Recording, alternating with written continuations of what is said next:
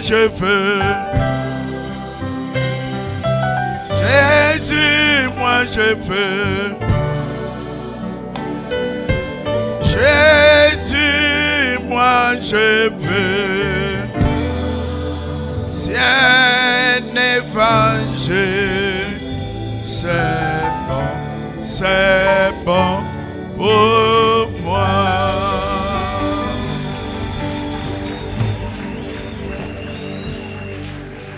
Amen.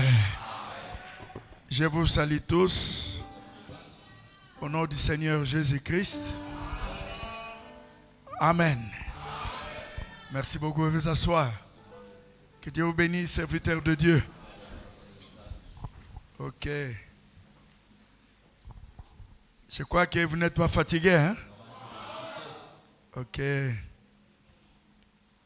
crois qu'on va commencer par l'ordination d'un ministre. Que le pasteur Nsana puisse confirmer cela.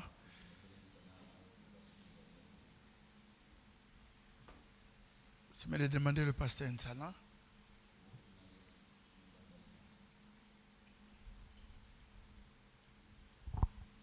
On va commencer avec l'ordination du ministre.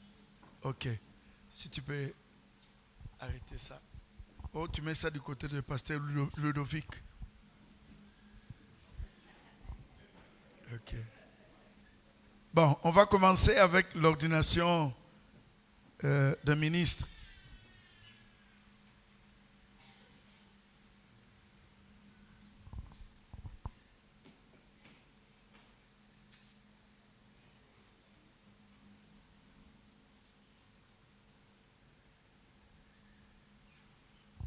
On peut se mettre debout.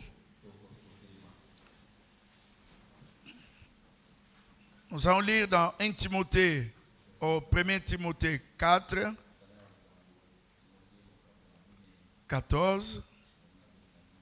Et après, nous allons prendre 2 Timothée 1, 6.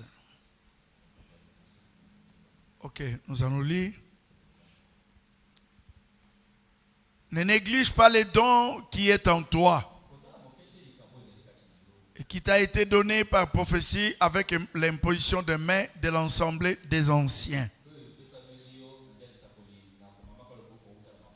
Amen. Nous allons prendre 2 Timothée 1, 6. Ça dit presque la même chose. C'est pourquoi je t'exhorte à ranimer les dons que tu as reçus par l'imposition de mes mains. Amen. Nous pouvons incliner nos têtes. Dieu Tout-Puissant, en ce moment, nous sommes ici dans ta maison et nous voulons passer à l'ordination des ministres. Nous avons besoin de ta présence. Puisque ce service soit béni et accompagné par toi, au nom de ton Fils bien-aimé Jésus-Christ. Amen. Amen. Vous pouvez vous asseoir. Ok, avant d'entrer dans la parole de Dieu d'aujourd'hui, nous allons ordonner le ministre Morel Likibi. Je crois que je prononce bien son nom. Hein? Ok. Que Dieu te bénisse. Nous remercions le Seigneur pour lui.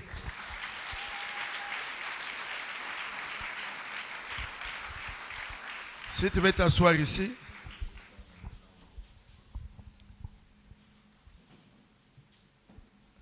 On pouvait dire beaucoup de choses, mais la circonstance ne nous permet pas. Parce qu'aujourd'hui, c'est le dernier jour du réveil. On a eu 3 jours et nous avons les 2 jours très bénis. Et je crois que hier, beaucoup ont été baptisés du Saint-Esprit. Même pour la guérison, j'ai vu les gens qui ne voulaient pas partir à la maison. On disait que Satan a échoué. Réellement, Satan a échoué. Frère Branham me dit, il y a une église en force qui est en route. Et Satan ne peut pas arrêter cette église. Parce que ça avance avec la totalité de la parole. Amen. Maintenant, l'ordination des ministres, c'est scripturaire. Je vais dire, c'est la parole de Dieu, c'est biblique. Quand on ordonne un ministre, c'est pour dire que nous acceptons ce ministre-là. C'est pour dire que nous donnons la main d'association à ce ministre. C'est pour dire que nous reconnaissons son ministère. C'est pour dire que nous allons travailler ensemble. C'est ça, ordonner le ministère de quelqu'un. Là où nous avons lu, il y a beaucoup d'interprétations sur ça. C'est pour cela que Dieu soit loué de nous envoyer un prophète. À lire comme nous venons de le lire, tu peux penser que l'imposition des mains confère le don. C'est ce qui se fait dans beaucoup de fois dans des dénominations ou les autres églises. Pensant que quand on impose les mains, on reçoit les dons. Non, le don est inné. Le don, c'est quelque chose que Dieu a donné. Le don, avant que tu sois né, Dieu a préparé déjà un don pour toi. Et le don n'est pas pour toi. C'est pour la gloire de Dieu. C'est pour servir son peuple. Le don n'a jamais été pour la personne qui a ça. Non, Dieu ne travaille pas comme ça. C'est pour ça un véritable don n'amène pas quelqu'un dans l'orgueil. Il ne dit pas mon don. Non, ça ne se dit pas. Et quand il parle dans des difficultés, il ne dira pas que les gens sont contre mon don. Non. Le don, c'est quelque chose de divin. Le don, c'est un esprit. Le don, c'est un ange. Le don, c'est se mettre de côté et Dieu utilisait cette personne-là. Et le don véritable reconnaît la parole. Frère Branham dit que quelqu'un a un don et qu'il va en dehors de la parole et qu'il lui refuse la correction selon la parole, oubliez ces dons-là. Réellement, le message est venu pour nous ramener à la foi apostolique. Alors, comme je l'ai dit, on ne va pas prendre le temps, ce n'est pas le moment. Nous allons lire dans Dieu chante-t-il des pensées au sujet de sa parole. De 18, 4 et 65. Ok, paragraphe 22. Frère Branham dit ceci. Or, les frères du dernier jour, les frères de la du dernier jour, se sont cependant embrouillés là-dessus. Donc là où on a lu dans 1 Timothée. Ils ont pensé qu'on lui a conféré un don en faisant cela. Même le prophète ne donne pas un don à quelqu'un. Ton père ne peut pas te donner un don. Je n'ai pas de lire ça. Je n'ai pas le temps de lire ça. Dernièrement, c'est ce qui s'est fait. Tu vas voir un papa qui prépare son enfant. Ça peut se faire. le papa a les dons, le fils aussi a les dons. Mais ce n'est pas automatique. Ce n'est pas naturel.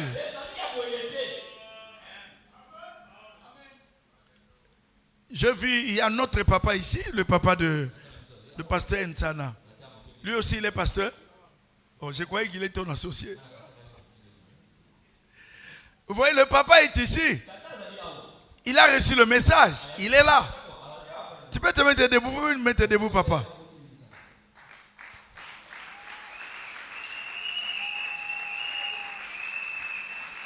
Que Dieu vous bénisse, papa.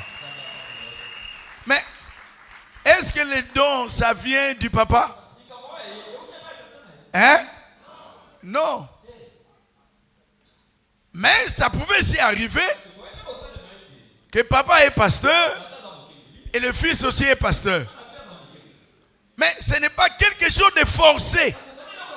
Frère Branham me dit, le ministère ne passe pas d'un père pour le fils. Ça ne dépend pas du papa. C'est le don que Dieu donne.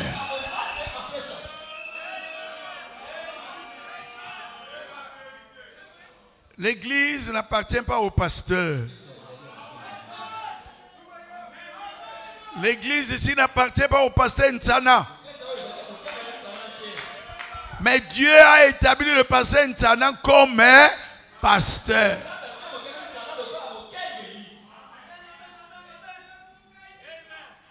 Mais l'église, c'est l'église de Dieu. L'église vous appartient. L'église nous appartient. Vous comprenez ça? Il y a beaucoup de choses qui entrent dans le message que nous avons eu, qui n'ont rien à voir avec le message.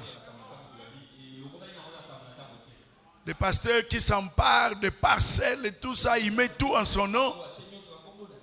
Et quand il meurt, la famille prend la parcelle. Ça ne se fait pas. Si le Branham Tabernacle appartient, l'édifice appartient à frère Branham, c'est parce que lui-même a acheté, ainsi de suite. Vous comprenez?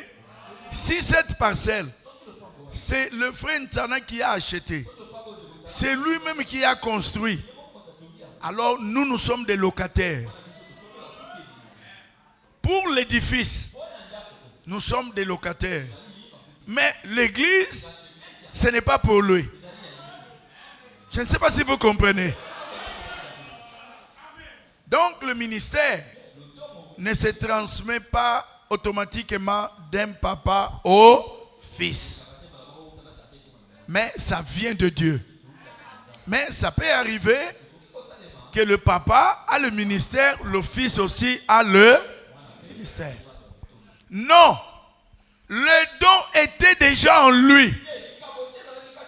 C'est-à-dire en Timothée. Et eux lui ont tout simplement imposé les mains. Écoutez ça. Pour attester qu'il croyait que Dieu avait déjà placé le don en lui. Et ils ont approuvé cela. Alléluia. Ils ont approuvé cela par l'imposition de mains. Donc quand nous allons imposer les mains au frère Maurel Likibi, c'est pour dire que nous reconnaissons les dons que Dieu a placés en lui. Vous les connaissez? Tu peux venir, frère. Il s'est habillé comme un prince. Quand on habille comme ça, on ne ferme pas. Hein? On laisse ça comme ça. Hein? C'est pour que le vent, l'air passe.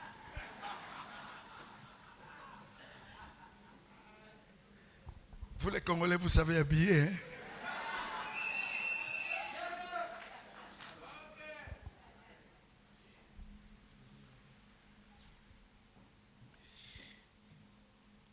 Nous allons lire dans la même prédication, paragraphe 23 à 24.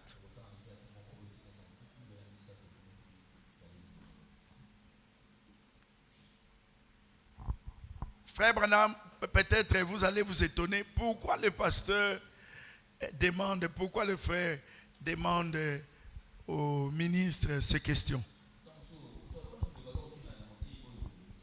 C'est ça même la procédure.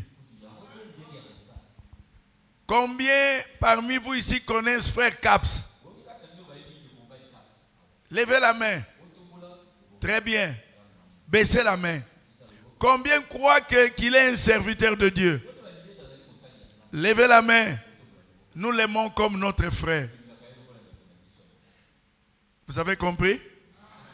Frère Branham dit, eh bien, ceci n'est pas exactement la manière correcte pour ce que nous appellerions une ordination. Mais je veux que cet auditoire, je ne saurais pas chanter ces cantiques, mais j'aimerais que vous m'aidiez à essayer de les chanter. C'est-à-dire la manière que les gens fassent. Ils vont imposer les mains croyant qu'ils ont conféré le don. Maintenant, je demande. Combien connaissent le ministre Morel Likibi?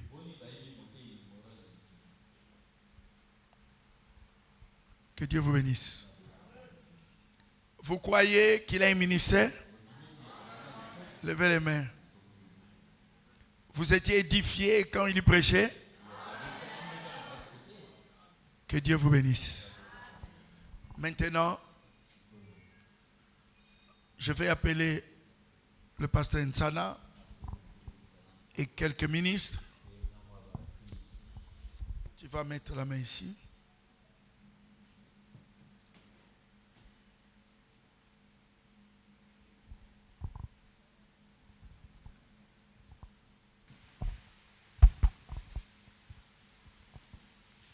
Tu es engagé de prêcher uniquement la parole de Dieu? Oui, je le promets. Tu promets de prêcher le message dans toute sa totalité? Oui, je le promets. Tu promets de ne pas faire de compromis? Oui, je le promets avec fermeté. De rester ferme avec la parole de Dieu? Oui, je le promets. Que Dieu te bénisse.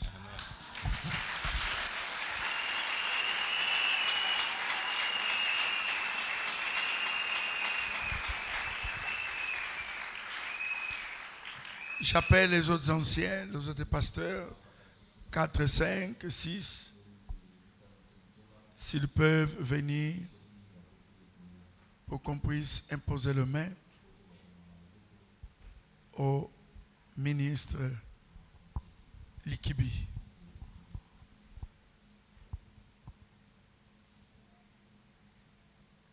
On peut s'approcher. Pourquoi le pasteur Ludovic ne peut pas venir? Tu n'es pas encore consacré? Tu as peur pourquoi? C'est comme si tu tremblais. On va se mettre debout.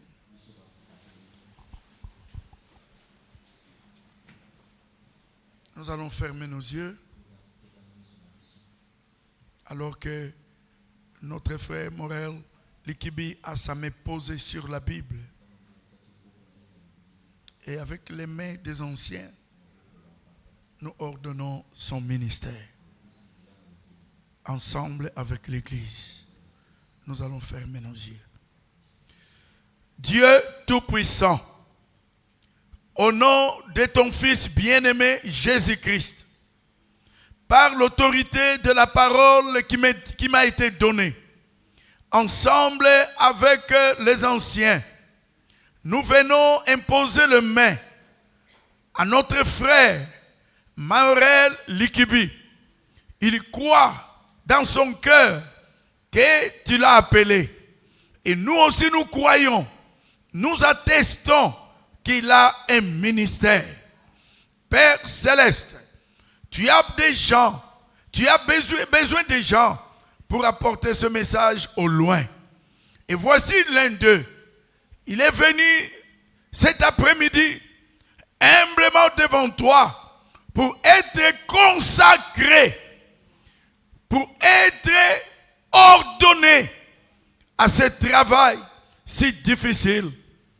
Père Céleste, il aura des difficultés, il aura des persécutions, il y aura des injures, il y aura des incompréhensions. Pense à ce jour ici. Quand ce moment difficile sera arrivé, pense en ce jour. Qu'il soit béni. Donne-lui l'intelligence. Donne-lui la sagesse. Chaque fois qu'il sera dans sa chambre, n'importe où pour méditer, que l'ange qui est dans le message l'accompagne. Quand il ouvrira la bouche, que les gens soient bénis. Quand il priera pour les malades, que les malades soient guéris. Quand il traitera un problème, donne-lui la sagesse. Au nom de Jésus-Christ, moi, ensemble avec les autres anciens, nous imposons les mains au frère Maurel Likibi, comme étant ministre de Dieu de l'évangile, de ce message. Au nom du Seigneur Jésus-Christ, Amen.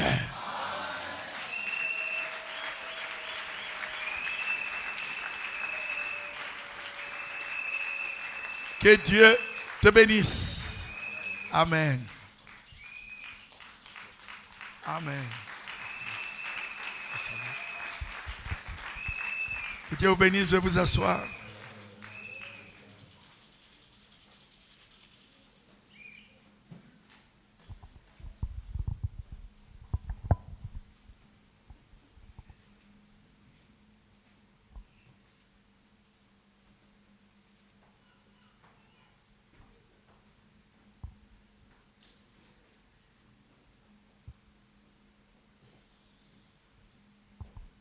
Ah, le pasteur Ntara ne veut plus qu'il s'assoie ici. Tu le fais rentrer à sa place. Hein? Non, c'est bon, c'est bon. Non. C'est bon, c'est bon.